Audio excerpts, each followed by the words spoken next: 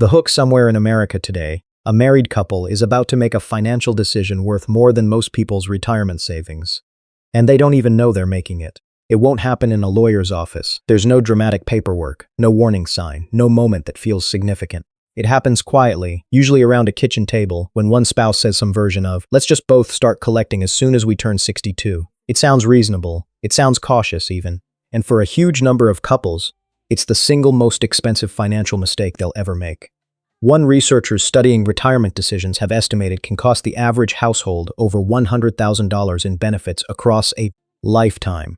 Here's what makes this mistake so easy to fall into. Social Security isn't one decision. For a married couple, it's actually two linked decisions, and the order and timing of those decisions changes everything. Get the sequence right, and a couple can meaningfully increase their lifetime income and protect the spouse who outlives the other. Get it wrong, and that protection can quietly disappear. By the end of this video, you'll understand exactly what that mistake is, why it's so common, and how the rules actually work, because very few people are ever taught this. And the Social Security Administration doesn't exactly volunteer the explanation. Why almost nobody understands their own options. Before we get into the mechanics, it's worth asking a simple question. Why is this mistake so widespread if the rules are publicly available? Part of the answer is sheer complexity. Social Security's own rulebook runs into the thousands of pages, covering decades of amendments, exceptions, and formulas. Most people don't research it deeply. They ask a friend, a parent, or simply pick the age that feels intuitively right, usually the earliest one available. There's also a well-documented behavioral pattern at play, sometimes called present bias. The tendency to overweight immediate, certain rewards over larger, delayed ones. Claiming at 62 means money starts now. Delaying to 70 means trusting a future that feels less certain, even when the math favors waiting. Researchers studying retirement claiming behavior have consistently found that most people underweight the value of that delay, especially when it comes to how it affects their spouse. And that's really the core of this mistake. It isn't just about your own check, it's about what happens to the person you're married to, potentially years or decades after you're gone. How Social Security actually grows over time. To understand the mistake, you first need to understand a mechanism called delayed retirement credits. Every person has a full retirement age. For anyone born in 1960 or later, that age is 67. Claim your own benefit exactly at full retirement age, and you receive 100% of what's called your primary insurance amount, the baseline figure Social Security calculates from your lifetime earnings.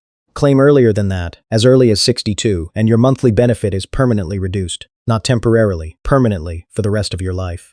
Claim later and the opposite happens. Your benefit grows by roughly 8% for every year you wait, up until age 70, when the credits stop accumulating. That 8% figure is easy to underestimate. Compounded over several years, delaying from 62 to 70 can increase a person's monthly benefit by well over 50% compared to claiming at the earliest possible age.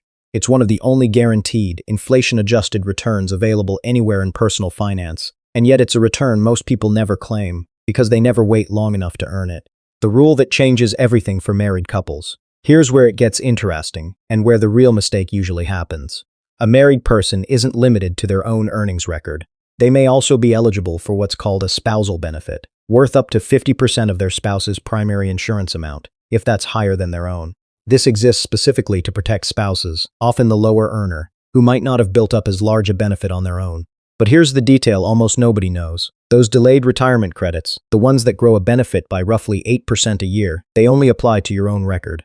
A spousal benefit never grows past full retirement age, no matter how long you wait to claim it. Waiting past that point to claim a spousal benefit gains nothing.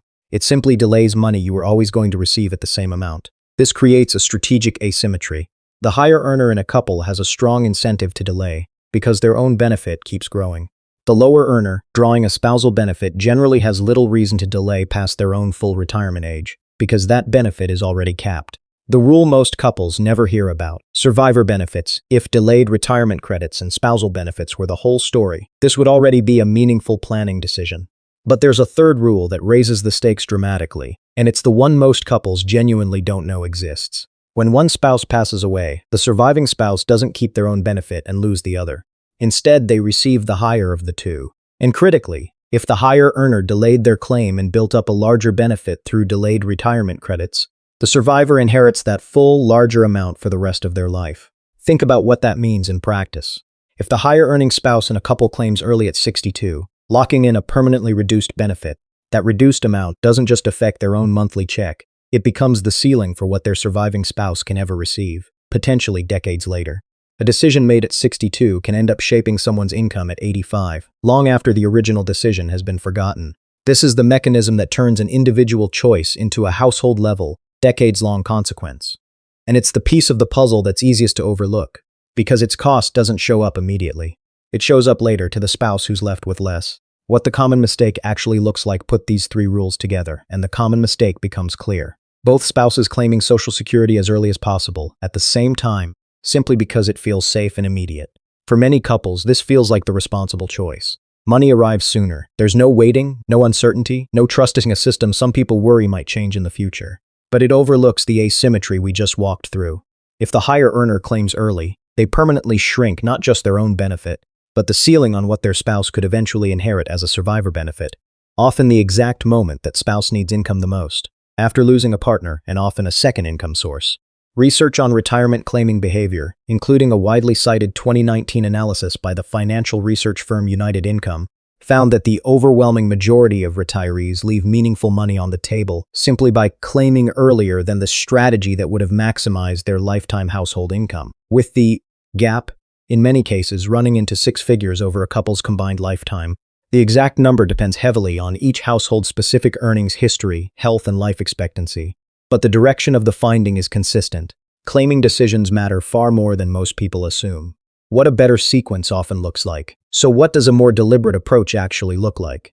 While every household's optimal strategy depends on individual circumstances, health, income needs, life expectancy, other savings, a commonly discussed pattern among financial planners follows a simple principle. Let the higher earner delay, and let the lower earner provide flexibility. In practice, that often means the lower earning spouse claims their own benefit earlier, providing household income during the years before the higher earner reaches 70. Meanwhile, the higher earner delays claiming, allowing their benefit to grow through delayed retirement credits, maximizing both their own eventual monthly payment and the survivor benefit their spouse would inherit if something happened to them first. It's worth noting that an older strategy, sometimes called file and suspend, once allowed even more flexibility, letting one spouse claim a spousal benefit while their own benefit kept growing in the background. That option was eliminated by federal legislation passed in 2015 and no longer exists for those who reach the relevant ages afterward. It's a useful reminder that these rules do shift over time, which is exactly why relying on outdated advice, even well-meaning advice from someone who claimed years ago, can lead a couple astray. What this really comes down to, none of this is about timing the market or predicting the future.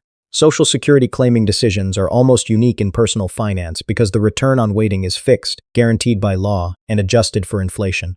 The only real variable is whether a couple takes the time to understand how their two decisions interact, or whether they let a single, comfortable assumption make that decision for them by default. The mistake at the center of this video isn't claiming early. Sometimes claiming early is genuinely the right call, for health reasons, immediate financial need, or simply personal preference. The mistake is claiming early without realizing that the decision doesn't just belong to one person. In a marriage, it belongs to both. If this changed how you think about your own claiming strategy, it's worth spending time with the Social Security Administration's own claiming calculators, or a fee-only financial planner who specializes in this area, before locking in a decision that, for many couples, turns out to be permanent. If you found this useful, subscribe for more research-backed breakdowns like this one, and let me know in the comments what age you and your spouse are currently planning to claim.